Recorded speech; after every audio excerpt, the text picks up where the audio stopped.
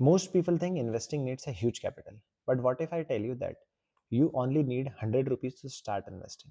Yes, 100 rupees से भी पैसा grow किया जा सकता है if you know the right approach. Hey everyone, I am CA Yash Agarwal and today I am breaking down exactly how to start investing if you don't have any big amount. Zero complexity, easy step. Let's begin. सबसे पहली बात आती है आपके mindset की। सब लोग सोचते हैं कि अब उनको बड़ा कैपिटल चाहिए, लेकिन नहीं, आप छोटे कैपिटल से भी स्टार्ट कीजिए बट कंसिस्टेंट रहिए।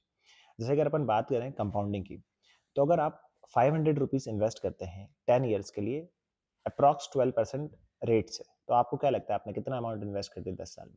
आपने टोटल 60,000 रुपये इन्वेस्ट कर दिया, बट आपको मिला कितना 10 साल बाद? 1,12,000 रुपये। ये होता है कंपाउंडिंग का बेनिफिट। फिर अब मैं कुछ वेरियस इन्वेस्टमेंट क्राइटेरिया बताता हूँ। सबसे पहला होता है इंडेक्स फंड में ईटीएफ्स। ईटीएफ्स क्या हो गया? ये एक डाइवर्सिफाइड फंड हो गया, प्लस लो रिस्क होता है क्योंकि आप किसी इंडेक्स में इन्वेस्ट कर रहे हो बट डायरेक्टली नहीं, इनडायरेक्टली। ठीक है। प्लस आपने देखा कि आपको अगर ट्रैक करना है तो निफ्टी 50 की बात कर रहा हूँ मैं इंडेक्स की, तो आप सीधे निफ्टी 50 को ट्रैक कीजिए, सेम आपका रिटर्न और बेनिफिट आपको इंडेक्स फंड में मिलेगा। 100 रुपये से भी आप कर सकते हैं, छोटा इंडेक्स है, जरूर कर सकते हैं। दूसरा होता है आपका म्यूचुअल फंड्स। म्यूचुअल फंड तो आपने सुना होगा कि एसआईपी कर सकते हैं। इसमें आप 100 रुपये, 200 रुपये, 500 रुपये से भी एसआईपी कर सकते हो। प्लस आपको स्टॉक पिक करने की झंझट नहीं है। ये सब स्टॉक जो मैनेजर होते हैं वो स्टॉक को सिलेक्ट करते हैं और उसमें इन्वेस्ट करते हैं। आपको सिर्फ सेक्टरल म्यूचुअल फंड में इन्वेस्ट करना है। इनडायरेक्टली आपका पैसा उन स्टॉक में लग चुका है। प्लस कैटेगरी होती है इसमें, large cap, mid cap and flexi cap. ये सारे आपकी कैटेगरी में म्यूचुअल फंड में मिल जाती है। अब आते हैं कुछ ऐसे लोग जो बिल्कुल जिनको रिस्क चाहिए नहीं, zero risk but fixed return. तो आप एफडी ले लीजिए, रिकरिंग डिपॉजिट ले लीजिए। इसमें क्या होता है, आपको फिक्स्ड रिटर्न मिलेगा और रिस्क नहीं रहेगा बिल्कुल भी। बट अब एज अ सीए मैं आपको एक टिप देता हूँ। आप कभी भी एक एफडी में इन्वेस्ट ना कीजिए, आप 3 से 4 एफडी में इन्वेस्ट कीजिए विथ मल्टीपल रिटर्न्स और मल्टीपल मैच्योरिटीज। जैसे अगर मैंने एक एफडी ली, वो 10 महीने के लिए करी, तो वो मेरे को फॉर एग्जांपल 5.5% इंटरेस्ट रेट मिलेगा। एक एफडी में करूंगा 12 महीने के लिए, एक एफडी करूंगा 14 मंथ के लिए। इसमें क्या होगा, मैच्योरिटी अलग अलग रहेगी, लिक्विडिटी क्रिएट रहेगी, प्लस आपको रिटर्न अलग अलग मिलेंगे।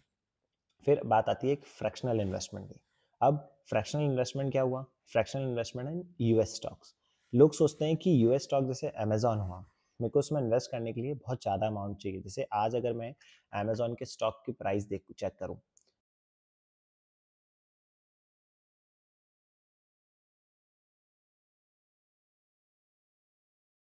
आज ये आपको प्राइस दिख रहा है 225 यूएसडी का, बट जरूरी नहीं है आपको 225 यूएसडी चाहिए इस एक स्टॉक को खरीदने के लिए। आप चाहें तो जैसे म्यूचुअल फंड में आप 100 रुपये लगाते तो भी यूनिट्स मिलती है, 50,000 लगाएंगे तो भी आपको एक यूनिट्स मिलेगी। सेम होता है अमेजोन के लिए भी, आपको 225 ना चाहिए, आप 1 रुपये से भी इसमें इन्वेस्ट कर सकते हो। आप अब पूछेंगे कि कौन कौन से ब्रोकर होते हैं, क्या ऐप यूज कर सकते हैं? तो इंडिया में अभी कुछ ब्रोकर प्रोवाइड करते हैं ये फैसिलिटी, जैसे मोतीलाल ओसवाल हो गया, एचडीएफसी सिक्योरिटीज, आईसीआईसी सिक्योरिटीज। और अगर आपको कोई ऐप से इन्वेस्ट करना है तो आईएनडी मनी करके एक ऐप होती है, वो उसमें डायरेक्टली आप सीधे कोई भी यूएस स्टॉक्स में इन्वेस्ट कर सकते हैं। अब अपन को बनाना है एक सिंपल सा एक प्लान। प्लान में क्या करेंगे, आप अगर एक बिगिनर है और आज आज ही से आप स्टार्ट करते हैं, सबसे पहले तो आप देखिए कि आप बिल्ड एक इमरजेंसी फंड बिल्ड करना है। जिसमें क्या होगा, जैसे अगर आप 1,000 रुपये कमाते हैं तो 200 रुपये का एक इमरजेंसी फंड क्रिएट कीजिए। वो इमरजेंसी फंड से वो अमाउंट को आप एक ऐसे उसमें इन्वेस्ट करेंगे जिसमें रिस्क कम होगा, प्लस आपको रिटर्न एक फिक्स्ड मिलेगा।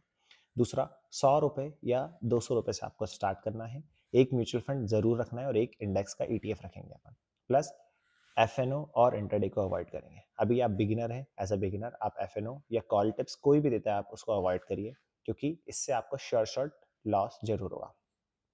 और मिनिमम एक साल के लिए आपको कंसिस्टेंट रहना है। 1 साल तक इन्वेस्ट कीजिएंगे। 1 साल बाद आपको जब रिटर्न मिलेगा, आपको कॉन्फिडेंस आएगा, तब लगेगा कि हाँ, मैंने इन्वेस्टिंग स्टार्ट कर दी है।